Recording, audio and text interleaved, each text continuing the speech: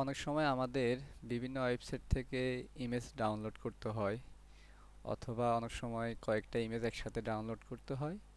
তো সেক্ষেত্রে আমরা ওই জিনিসটা কিভাবে করি বা খুব কম সময়ে কিভাবে ওই জিনিসটা করতে পারি। তো আমরা একটা ওয়েবসাইটে যাই।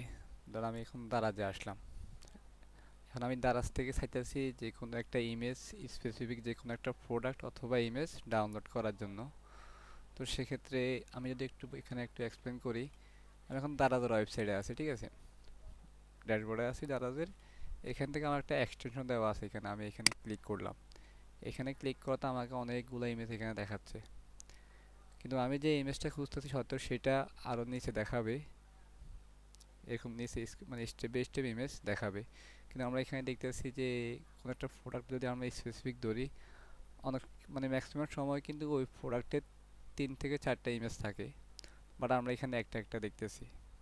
ঠিক আছে, তো আমরা ওই জিনিসটা, বা ধরেন আমাদের এই যে একটা ডাবল পাইপ ফিল্টার আছে, তো আমরা তো এখন এখানে এই ইমেজটা ডাউনলোড করব মনে করেন, বা ধরুন আমি এই ইমেজটা ডাউনলোড করব। তো আমি এখানে ক্লিক করলাম, বাট এখানে ক্লিক করলে দেখেন আমি স্ক্রলিং করলে দেখি এখানে আসে কিনা, আসবে, বাট হয়তো একটা আসবে। দেখেন এইটা আর এইটা কিন্তু সেম ইমেজ, বাট এখানে একটা আসলো। কিন্তু আমি চাইতেছি এইটার হয়তো আরও 2-4টা ইমেজ দেওয়া আছে এই প্রোডাক্টের, ওইগুলো সব আমি আপলোড করব, ডাউনলোড করব।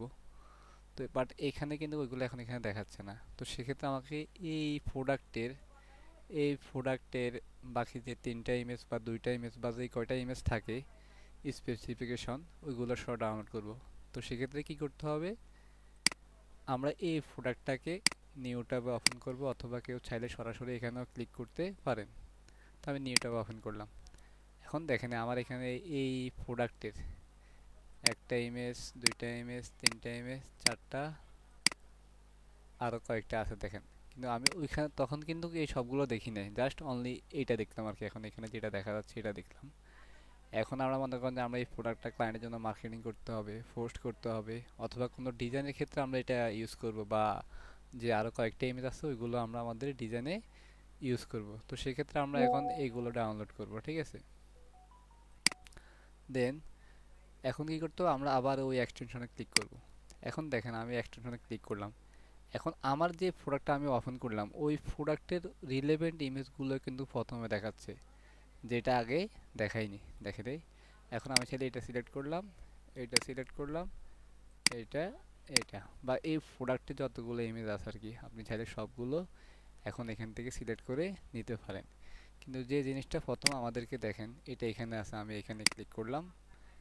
স্ক্রলিং করতে করতে আমরা নিচে আসি, দেখলাম এই প্রোডাক্টটা এখানে এখানে আছে, কিন্তু বাকি ইমেজগুলো নাই। তো সেক্ষেত্রে আমার বাকি ইমেজগুলো পেতে হলে আমরা অলরেডি বলা আছে আমরা নিউ ট্যাবে অথবা এখানে ক্লিক করে ওপেন করব ওই স্পেসিফিক প্রোডাক্ট। দেন আমরা এই এক্সটেনশনে ক্লিক করব। দেন আমরা আমাদের ওই প্রোডাক্টটা আমাদের প্রথম শুরুর দিকে পাওয়া যাবে, এবং কি সবগুলো ইমেজ পাওয়া যাবে রিলেভেন্ট। দেখেন, তো এইভাবে আমরা একটা যে কোনো স্পেসিফিক প্রোডাক্ট অথবা কয়েকটি প্রোডাক্ট একসাথে আমরা এইভাবে এখান থেকে ডাউনলোডে ক্লিক করলে ডাউনলোড হয়ে যাবে। এই এক্সটেনশন লিঙ্কটা আমি দিয়ে দিব। ওকে।